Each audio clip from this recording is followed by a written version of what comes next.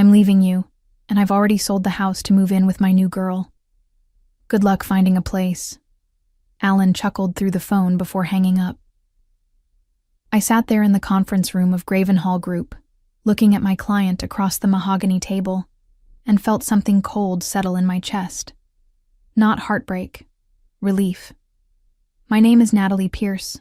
I'm 43 years old, and I'm a commercial real estate broker here in Jersey City, New Jersey. For the past 18 years, I've been married to a man who thought my success was his personal ATM. What I wanted was simple: respect, partnership, and basic human decency. What stood in my way was a husband who saw my achievements as opportunities for his next get-rich-quick scheme. The injustice I faced was watching someone I loved systematically try to destroy everything I'd built with my own hands. I turned to my client, Mr. Harrison from Iron Veil Robotics, and smiled. "I'm sorry about that interruption. Where were we with the warehouse specifications?" But even as I discussed square footage and loading docks, my mind was calculating. Alan had always been careless with details, especially legal ones. 3 major financial disasters in our marriage had taught me to protect myself. The gambling debts when I was 35, the failed restaurant investment 2 years later, then last year's cryptocurrency nightmare that nearly bankrupted us. After that third mess, I'd quietly done something Alan never knew about. I'd refinanced our house through my business LLC and transferred ownership to Gravenhall Group Properties, my company. The mortgage payments came from my business account. The deed was in my company's name, legally, permanently, and completely. I finished the contract review, shook hands with Mr. Harrison, and walked to my car with measured steps. The September afternoon was crisp, and as I drove through the familiar streets toward home, I thought about the backup documents in my office safe. I thought about the cease and desist letters my attorney had prepared months ago, just in case. Most of all, I thought about Alan's smug voice and how it would sound when reality hit him. My phone buzzed with a text from his number. "Don't bother coming home. We're already moving in. My lawyer says you can't do anything about it." I actually laughed out loud. Alan's lawyer, if he even had one, clearly hadn't done his homework. Neither had Alan. In 18 years of marriage, he'd never once looked at our financial documents, never questioned how the bills got paid, never wondered why I'd been so insistent about handling all the paperwork after his last disaster. As I pulled into my driveway, I could see lights on inside and unfamiliar boxes stacked by the front door. This was going to be even easier than I'd imagined. I'd always been the responsible one in our marriage. While Alan dreamed big and schemed bigger, I built a real estate empire one commission at a time. My company, Gravenhall Group Properties, started in a tiny office above a sandwich shop 15 years ago.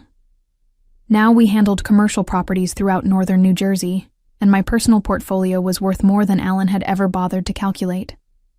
Growing up in Newark, I'd learned early that security came from your own efforts, not from depending on others. My mother had lost everything when my father left, and I swore I'd never be that vulnerable. That's why I'd always kept separate business accounts, why I'd insisted on maintaining my maiden name professionally, and why I'd quietly restructured our assets after Alan's financial disasters. Alan saw my success differently. To him, my achievements were validation of his own importance. After all, he was married to a successful businesswoman. He loved telling people at parties about our real estate company, about our investments, about our financial success. He never mentioned that he hadn't contributed a meaningful dollar to any of it in years. The warning signs had been there for months.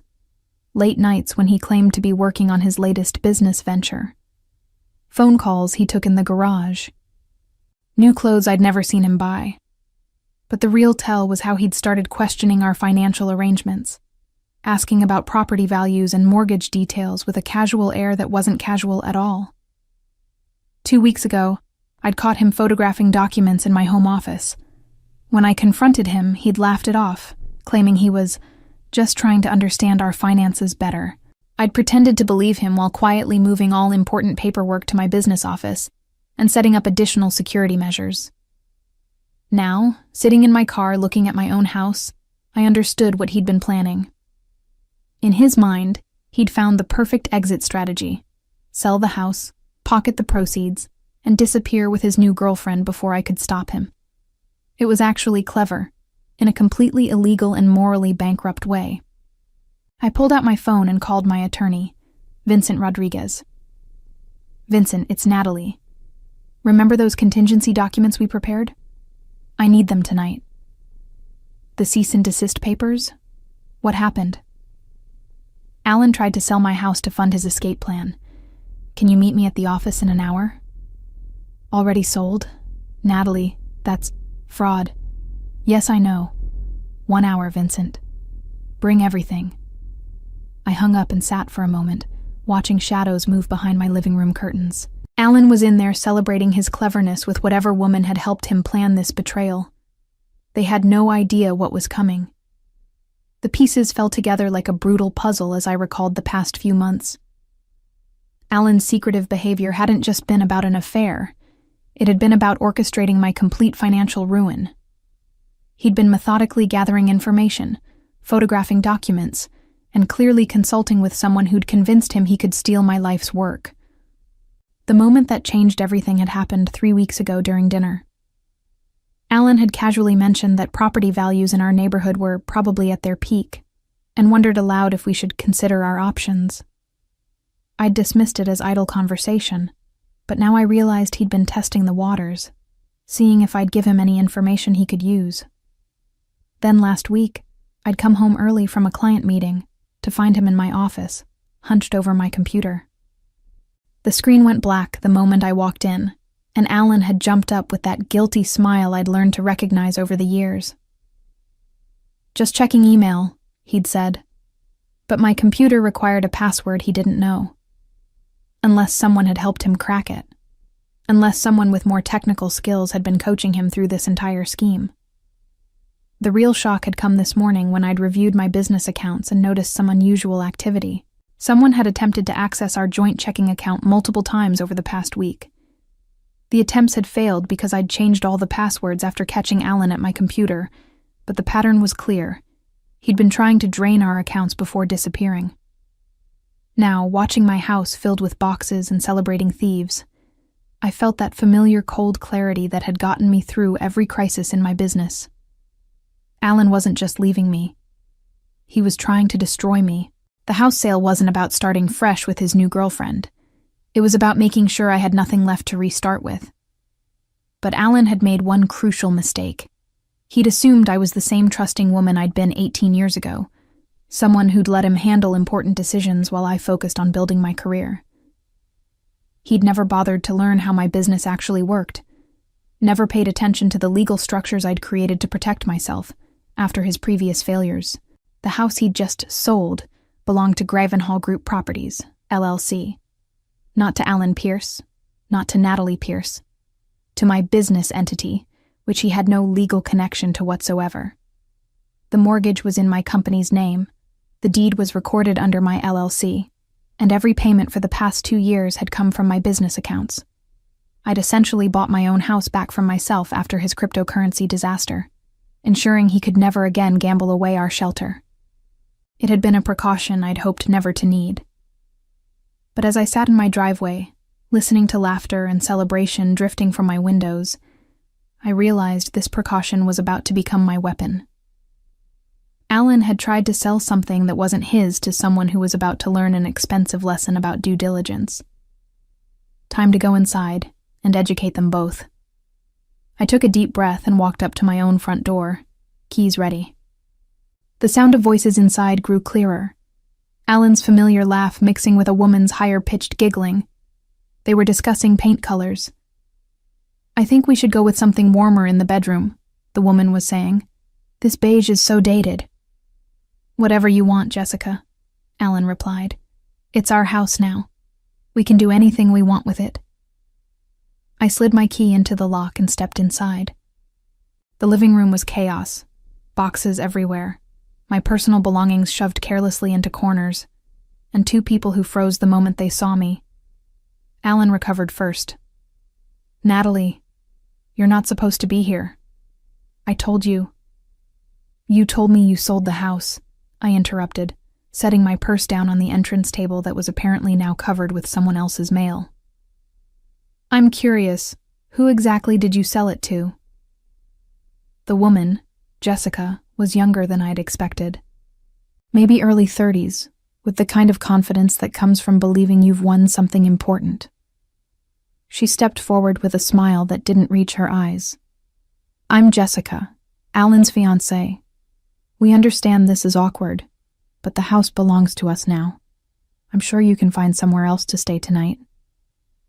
I studied them both, noting how Alan's hands shook slightly as he lit a cigarette. He only smoked when he was nervous. "Fiancé? That's interesting. When exactly did you 2 get engaged?" 3 months ago, Jessica said proudly, showing off a ring I'd never seen before. Right after Alan explained how his wife was holding him back financially. The audacity was breathtaking. 3 months ago, Alan had been begging me to help him out of another investment disaster, swearing he'd learned his lesson about risky ventures. Apparently his new venture had been planning to steal my house. "And the sale," I continued calmly. "When did that happen?" Alan finally found his voice. "Yesterday. The papers are signed, the money's transferred. It's done, Natalie. You need to accept that and move on." I walked over to the kitchen counter where he'd spread out some official-looking documents. Real estate purchase agreements, transfer forms, even what looked like a deed. Someone had put significant effort into creating this fiction. "These are impressive," I said, flipping through the pages. "Very professional looking. Who's the buyer listed here?" "Sunset Properties," Jessica answered quickly. "We found them through a real estate investor Alan knows. They paid cash, above market value actually." The lies were getting more elaborate by the minute. I pulled out my phone and called Vincent Rodriguez while they watched. "Vincent, I'm at the house now." "Yes, they're here." "Can you conference in the title company? I need them to confirm ownership records for this address." Alan stepped forward, trying to grab my phone. "You can't do this. The sale is final." "The sale of what?" I asked, dodging his reach. "Vincent, yes, I'll hold." Jessica was looking less confident now. "Alan, what is she doing? You said she couldn't stop us." "She can't," Alan insisted, but his voice had lost its earlier bravado. "The paperwork is all legal." "Oh, the paperwork might be legal," I agreed. "The problem is you can't sell something you don't own." I put my phone on speaker as Vincent's voice filled the room. "Natalie, I have the title company on the line. They've confirmed that this property is owned by Gravenhall Group Properties, LLC. Has been for the past 2 years. No transfers, no liens, no pending sales." The silence that followed was beautiful. Jessica's face went through several expressions in rapid succession. Confusion, realization, then growing fury. "Alan, what the hell is he talking about? You said you owned this house." "I do own it," Alan snapped, but his voice cracked. "We're married. What's hers is mine." "Actually," I said, still holding my phone on speaker. "Vincent, would you mind explaining community property law as it applies to business entities?" Vincent's voice was professionally neutral, but I could hear the satisfaction underneath. "In New Jersey, assets held by a limited liability company are separate from personal marital property, even if one spouse owns the company. If Gravenhall Group Properties owns this house, then Mr. Pierce has no legal claim to it whatsoever." Alan's face was shifting from confusion to panic. "That's impossible. I live here. I pay for things here." "When was the last time you actually paid for anything here?" I asked. "The mortgage comes from my business account. Utilities, insurance, property taxes, all business expenses. You haven't contributed to this household in over 3 years." Jessica rounded on Alan. "You told me this was your house. You said your wife was just being vindictive about the divorce." "Divorce?" I raised an eyebrow. Alan, did you forget to mention that we're not actually getting divorced? You never filed papers, never served me with anything. You just decided to sell my house and disappear. The color drained from Alan's face as the magnitude of his situation hit him.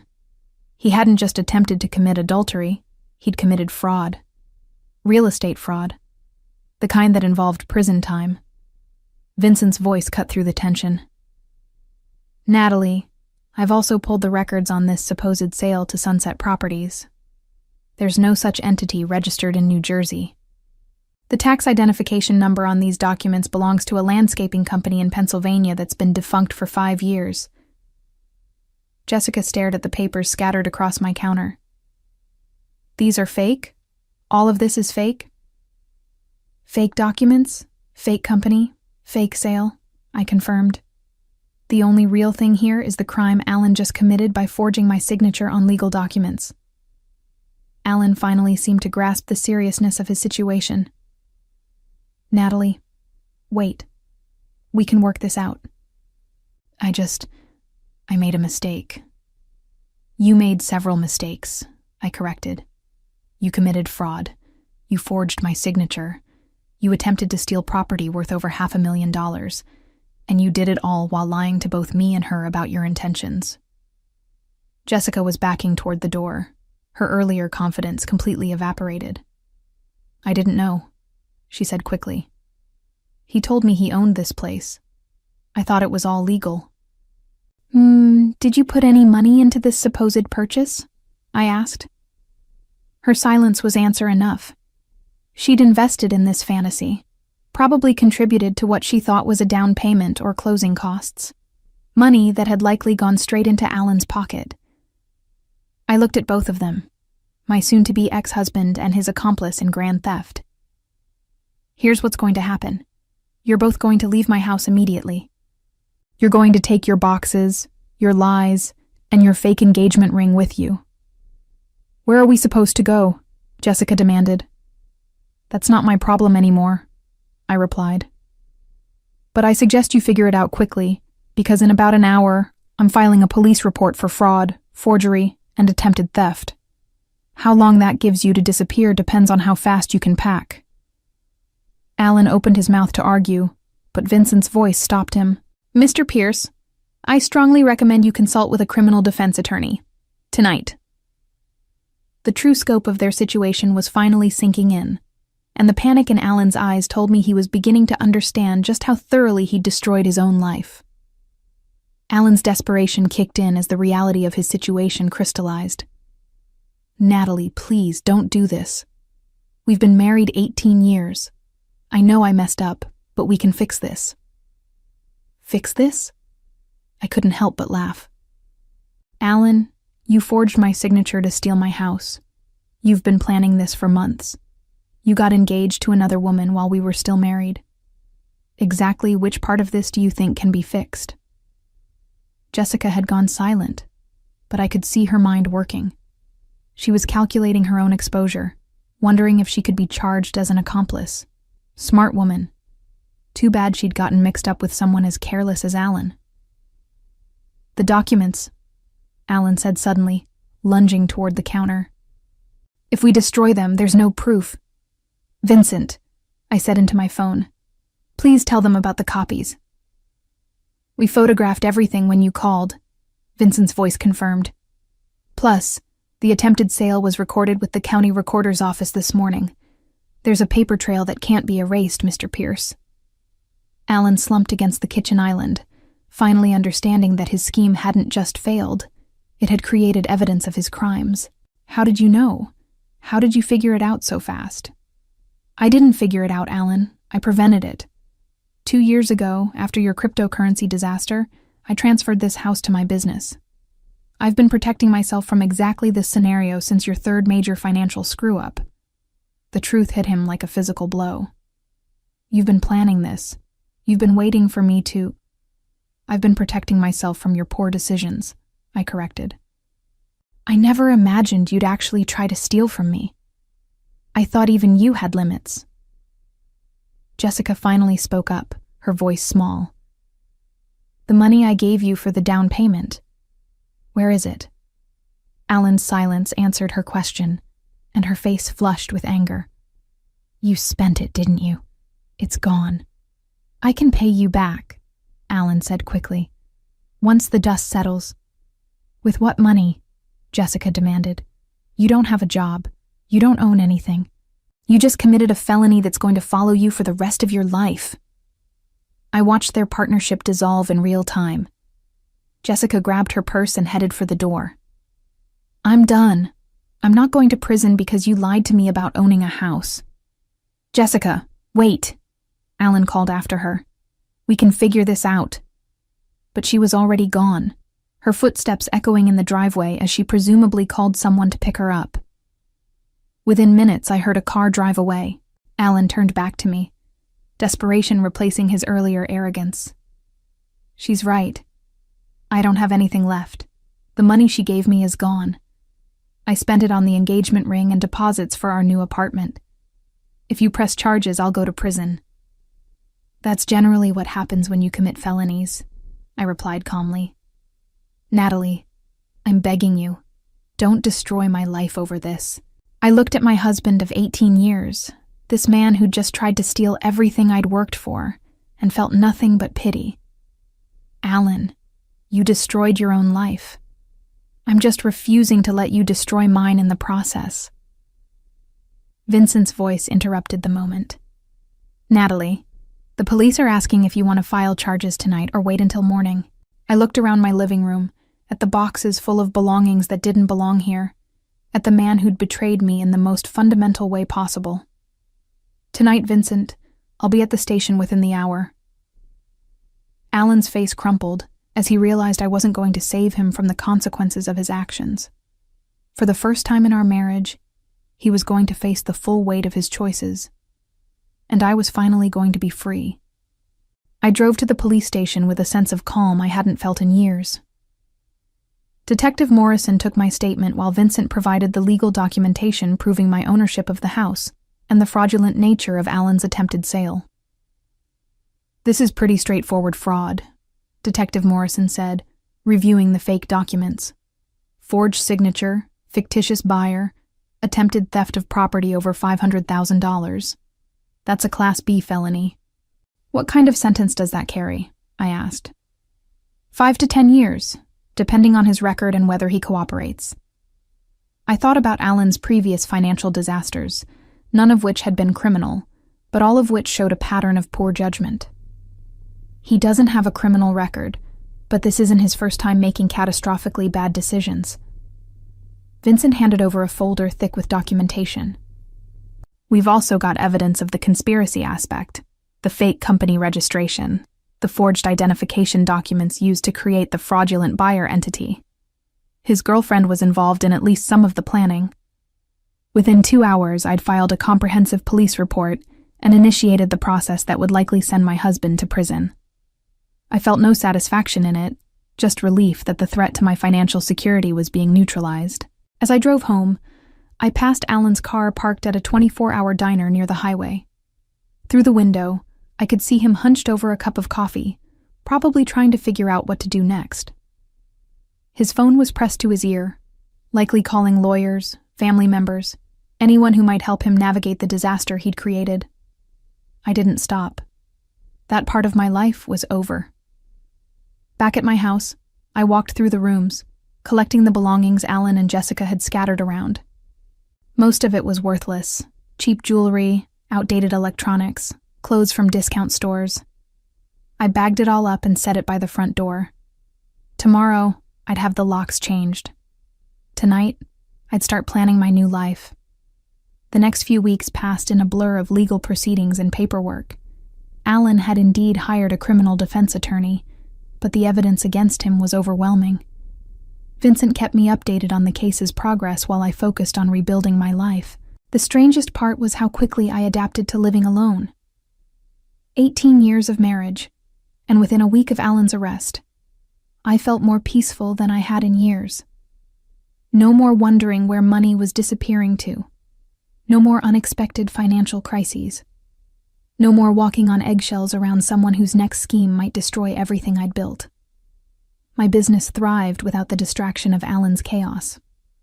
I closed 3 major deals in the month following his arrest, including a warehouse complex that netted me a 6-figure commission. For the first time in years, I could focus entirely on my work without worrying about what disaster Alan might create while I was in meetings. Jessica, it turned out, had cooperated fully with the police investigation in exchange for immunity from prosecution. She'd provided evidence of Alan's planning process, including text messages where he'd bragged about finally getting what he deserved from our marriage. Her cooperation sealed his fate. The divorce proceedings were remarkably simple. Alan had no assets to claim, no legitimate grievances to air, and a pending felony conviction that made him eager to avoid additional legal scrutiny. I kept the house, the business, and my retirement accounts. He kept his freedom until sentencing, which wasn't scheduled for another 2 months. I celebrated by redecorating the house exactly how I'd always wanted it: clean lines, modern furniture, and absolutely no compromise with someone else's terrible taste. Every room reflected my choices, my preferences, my vision for how a home should feel. For the first time in my adult life, I was living entirely for myself. It was intoxicating. Looking back on those tumultuous weeks, I realized that Alan's betrayal had given me the greatest gift imaginable: complete freedom from his chaos and the chance to build a life based entirely on my own choices and achievements. Sometimes, the best revenge is simply refusing to let someone else's destruction touch your own carefully built world.